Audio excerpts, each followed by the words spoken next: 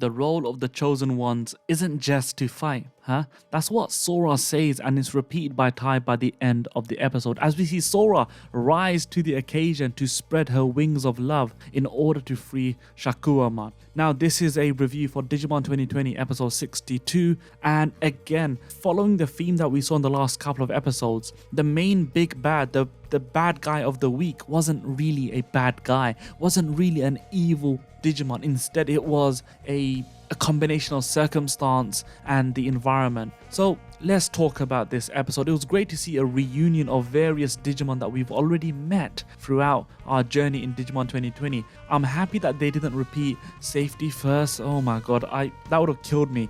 I hate that, but it's great to see that they're trying to make and construct a Digimon town, a haven for Digimon to go to, which is going to be sophisticated and again a nice place to live. And they are under the impression that they're in peace times, because obviously they have now passed the age of Millenniumon, as Millenniumon has been defeated. Now, it's great to see that little reference, but maybe an overt reference would have been much better, talking about Millenniumon and the destruction that he caused because of his existence and trying to revive it, as we saw many episodes ago. Now, as they were moving this tree, out from the ground comes Shakkoumon. Shakkoumon is obviously a callback to old Digimon from Digimon Adventure 02 and various other media that he appeared in. Shakkoumon is the DNA Digivolution of Angemon and Armadillomon of Cody and TK from Digimon Adventure 02. Now, he is absolutely massive, and one of the things which I want to point out throughout the episode is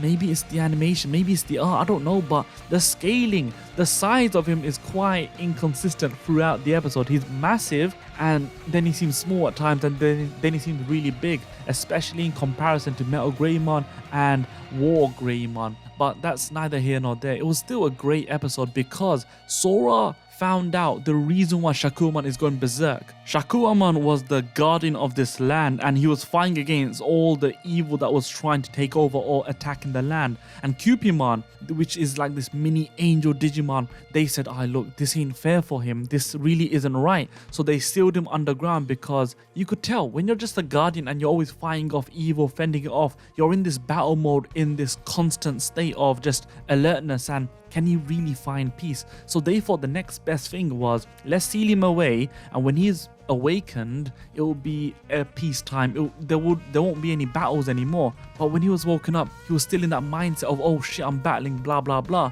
And in doing so, he inadvertently was destroying the land, exactly what he didn't want to do. Now, there's been a lot of dispute or questions regarding what is Shakumon's type, and people have speculated that he's a form of holy Digimon, and that seems to be the case. And especially his incarnation in this series, he comes across as very strong. So where does Sora come into the mix? Sora is able to hear by touching Shakkoumon. She can feel, she can hear the fact that he's crying. He's really sad. And that again tells us that Shakkoumon wasn't happy, especially battling. He's a guardian, but no one likes to be in a constant state of battle. And as Shakkoumon was going berserk, he was fending off the likes of Metal Greymon as well as Garudamon. They weren't able to contain him. And again, I wonder, why on earth did you not go to Wargreymon from the get-go, or Hoomon from the get-go?